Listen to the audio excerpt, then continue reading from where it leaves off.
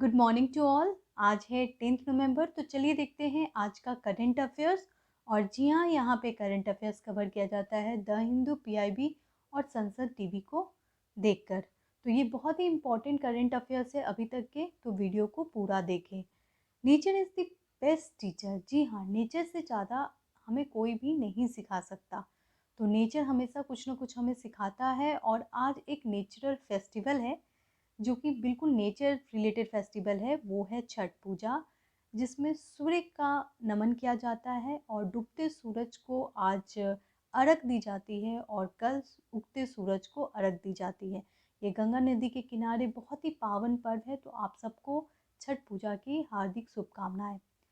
Question of the day देख लेते हैं। 7 November is the birth anniversary of 7 November actually birth anniversary है Shri CV Raman का। ठीक है, सीवी रमन कौन है? साइंटिस्ट है, फिजिशियन है। और इनको क्यों अवार्ड दिया गया है, तो चलिए देखते हैं क्वेश्चन ऑफ द डे, जो कि कल का सवाल है। 7 November is the birth anniversary of. तो देखिए, 7 नवंबर बर्थ एनिवर्सरी है सीवी रमन का। सीवी रमन एक साइंटिस्ट है जिनको नोबेल प्राइज दिया गया था 1930 में। उसके अलावा सीवी रमन को भारत रत्न भी दिया गया है। सीवी रमन जो है वो जाने जाते हैं फिजिक्स स्टडी के लिए। इन्होंने लाइट स्कैटरिंग पे बहुत ज़्यादा काम किया था और उस स्टडी को भी रमन इफेक्ट कहा जाता है। आगे बढ़ते हैं, करंट अफेयर सीरीज में आपका स्वागत है। Question number 1, which state chief minister has given Padma Vibhushan? Padma Vibhushan किसे दिया गया है? तो तरुण गोगोई, केशुई भाई पटेल, रामविलास पासवान और तो जी हाँ, ये सभी को दिया गया है। तरुण गोगोई जो है वो आसाम के फॉर्मर चीफ मिनिस्टर थे। केशु भाई पटेल जो हैं वो गुजरात के फॉर्मर चीफ मिनिस्टर थे। और रामविलास पासवान जो बिहार से बिलोंग करते हैं, उनको दिया गया है ये पद्म विभूषण, तो ध्यान रखें। पद्म विभूषण 2021 फॉर्मर लोकसभा स्पीकर सुमित्रा महाजन और फॉर्मर लोकसभा स्पीकर निपेंद्र मिश्रा को भी दिया गया है। पद्म अवार्ड बहुत इंपॉर्टेंट है। क्वेश्चन नंबर 2 पे आते हैं। Army chief of which country has recently confirmed an award by president of India? तो आर्मी चीफ किस कंट्री के इंडिया आए हैं क्योंकि उनको अवार्ड दिया जा रहा है? तो वो नेपाल के आर्मी चीफ आए हैं, उनको अवार्ड प्रेसिडेंट ऑफ इंडिया के द्वारा दिया जाता है। अच्छा, क्यों प्रेसिडेंट ऑफ इंडिया अवार्ड दे रहे हैं? इसलिए क्योंकि वो प्रेसिडेंट है? जी नहीं, आपने पढ़ा होगा वो सुप्रीम कमांडर ऑफ आर्मी हैं और इसीलिए वो अवार्ड दे रहे हैं, ये आर्मी रिलेटेड अवार्ड। ठीक है, तो पहले जानते हैं किन को मिला है ये अवार्ड। तो आर्मी चीफ ऑफ नेपाल, जिनका नाम है प्रभु राम शर्मा, इनको दिया गया है ये अवार्ड। और इस अवार्ड का क्या नाम है? तो इस अवार्ड का नाम है honorary rank of general award. ये ध्यान में रखें, honorary rank of general award.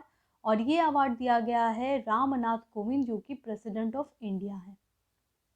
आगे बढ़ते हैं। देखिए, नेपाल की बात की जाती है तो बाउंड्री स्टेट से क्वेश्चन बहुत ज़्यादा आता है। तो नेपाल किस किस स्टेट से बाउंड्री शेयर करता है? तो वो है Uttarakhand, then Uttar Pradesh, Bihar, Sikkim and west Bengal.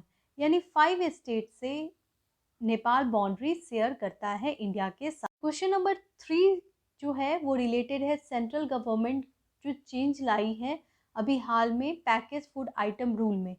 Package food item rule आया था 2011 में और सेंटर ने इस रूल में कुछ चेंजेस किए हैं। क्वेश्चन आपसे पूछ रहा है what are the changes has not made in the rule? ठीक है, यहाँ पे नॉट होगा। इसमें से कौन सा रूल नहीं बनाया गया है सेंटर के द्वारा? तो it is mandatory to declare the MRP of manufacturing of per unit of good. It is compulsory to mention the date of manufacturing on packaged item.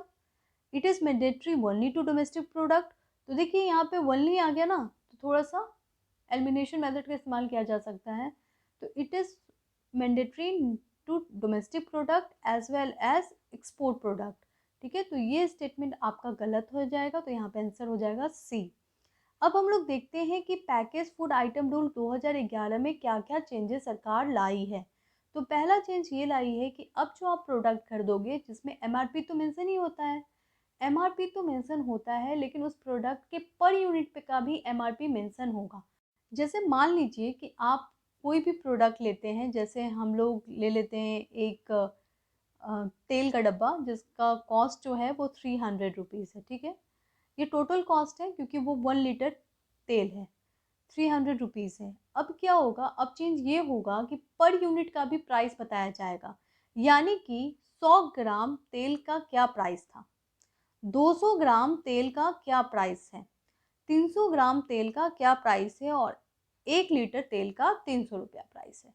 इससे क्या होगा, इससे ये होगा कि कॉस्ट ज़्यादा नहीं ले पाएंगे और कंज्यूमर को बेनिफिट होगा, ठीक है, क्योंकि वो पर यूनिट उनको बताना पड़ रहा है, तो वो 1 लीटर का अचानक से 300 रुपया नहीं बता पाएंगे ना, उनको एक एक लीटर का बताना पड़ेगा, 1 ग्राम का इतना है, 100 ग्राम का इतना है, 500 ग्राम का इतना है, तो इससे कंज्यूमर को फ़ायदा होगा।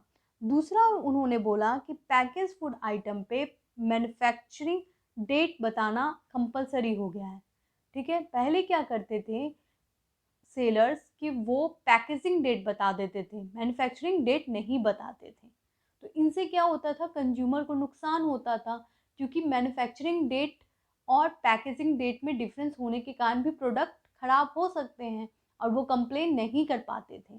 तो ये तो बहुत बड़ी बदलाव लाई गई है 2011 फूड पैकेज्ड आइटम रूल में। आगे बढ़ते क्वेश्चन नंबर 4 की तरफ। 1 trillion service export target of India could achieve by. और फ्रेंड्स, वीडियो को लाइक शेयर और सब्सक्राइब कर लें ताकि वीडियो जो है वो आपको डेली मिल पाए और डेली नोटिफिकेशन आपके पास मॉर्निंग में आ जाए।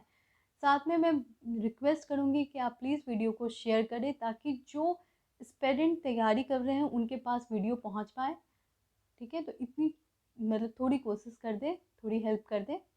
चलिए देखते हैं क्वेश्चन नंबर 4 की तरफ। 1 trillion service export target of India could achieve by. 1 trillion service export target जो है वो इंडिया कब अचीव करना चाहता है। हमारा तो सपना है ना कि 1 ट्रिलियन हम लोग रीच करें, तो कब तक, 2030 तक, ठीक है।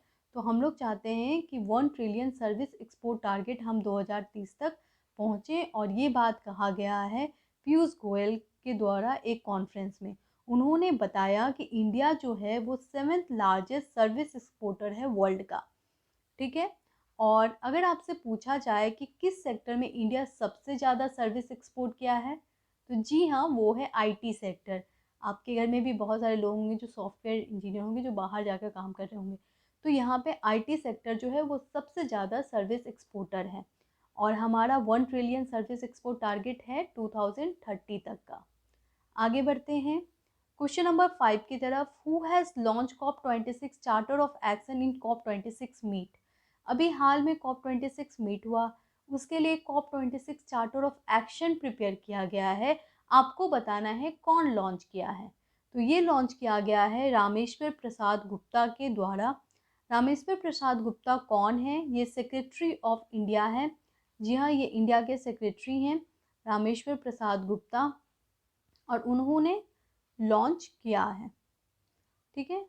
और ये जो पूरा बनाया गया है एक्शन प्लान, ये डेवलप किया गया है टेरी के द्वारा। टेरी क्या है, द एनर्जी रिसोर्स इंस्टीट्यूट।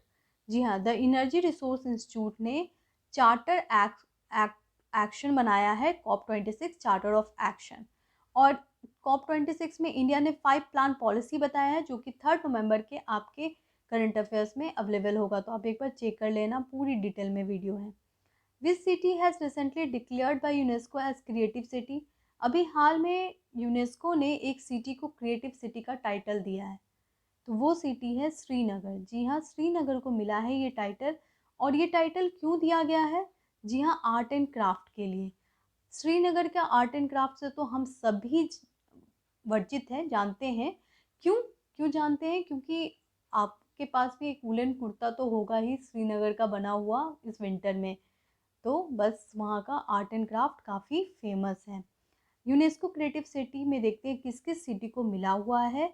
तो चेन्नई एंड वाराणसी को म्यूजिक सिटी की तरह डिक्लेयर किया गया है यूनेस्को के द्वारा। साथ में जयपुर आर्ट एंड क्राफ्ट के लिए जाना जाता है।